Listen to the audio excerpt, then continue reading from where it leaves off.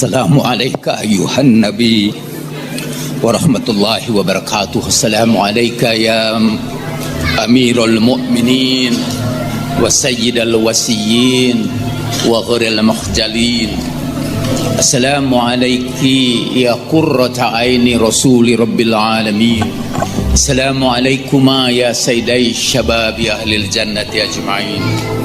Assalamu ala sadatil ma'sumin.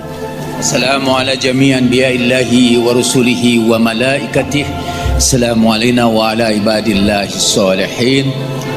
Assalamualaikum jami'an warahmatullahi wabarakatuh. Alhamdulillahi rabbil alamin. Allahumma salli ala sayyidina Muhammad wa ala ali sayyidina Muhammad.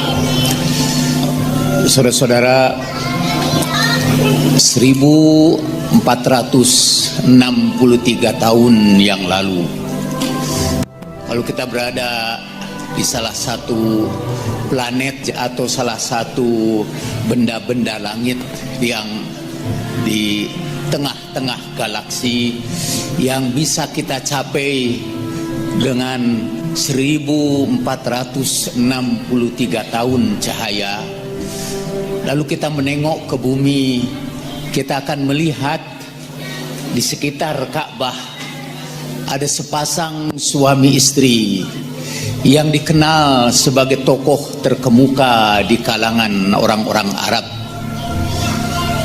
yang dikenal sebagai keturunan dari manusia-manusia soleh dan dermawan.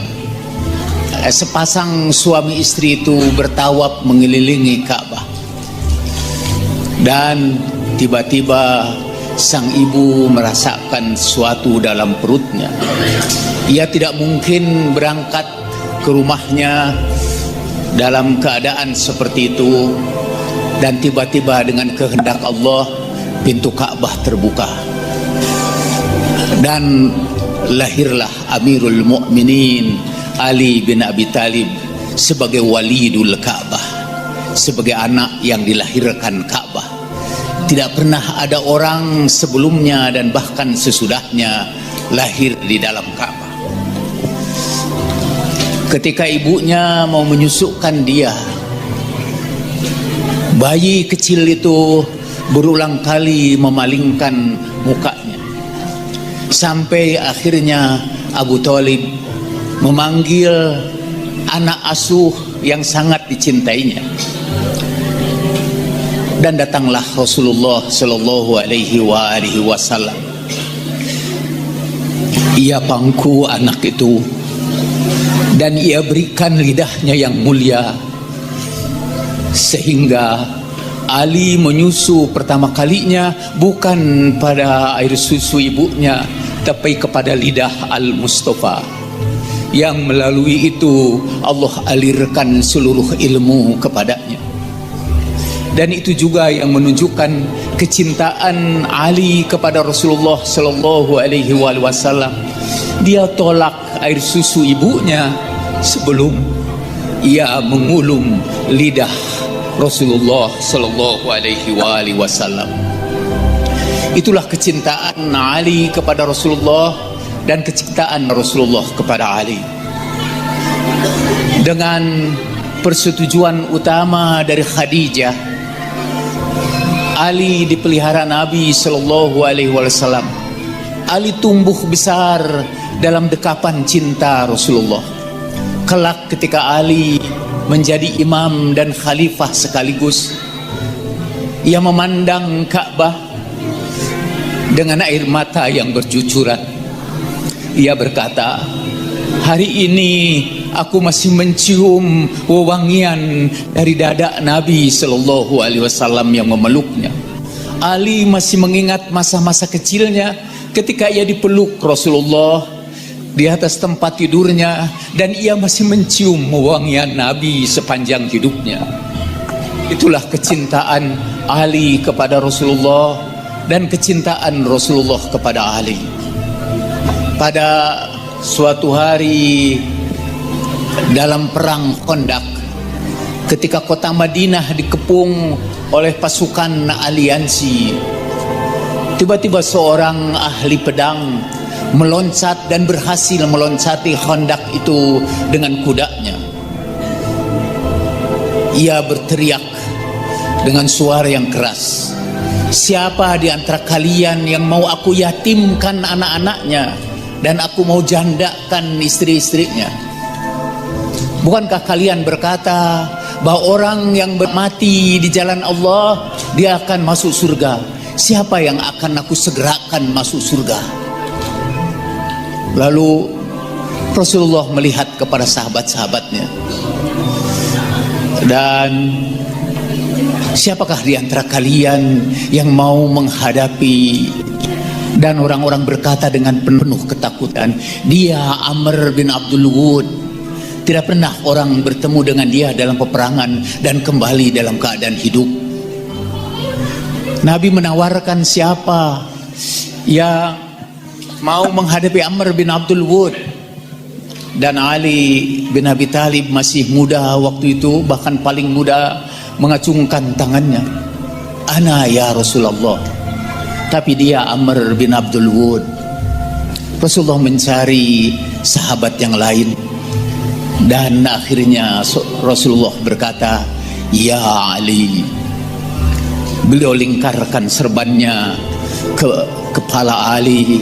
Beliau serahkan pedang Zulfikar kepadanya, dan berangkatlah Ali menyongsong Amr bin Abdul Wud.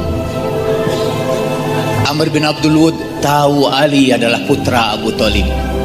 "Abu Thalib, bapakmu adalah sahabatku. Aku tidak mau membunuhmu," kata Ali, "tapi aku mau membunuhmu." Kemudian terjadilah peperangan yang sangat dahsyat, Al-Mubarazah, perang seorang demi seorang. Ketika Ali berangkat perang itu, Rasulullah sujud di atas tanah Madinah. Ya Allah, sementara air matanya mengalir ke pipinya, membasahi butir-butir pasir di bawahnya. Ya Allah, dalam perang Badar telah kau ambil Abu Ubaidah. Dalam perang Uhud kau telah ambil Hamzah pamanku. Maka janganlah kau ambil Ali sekarang ini.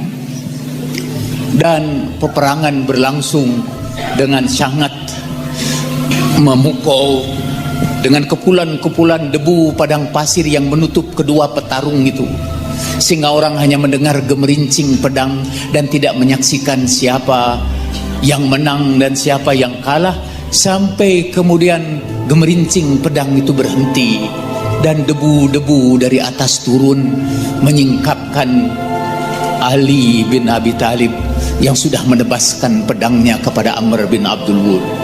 Teriakan Allahu Akbar bergema di tepian Khandaq di kota Madinah.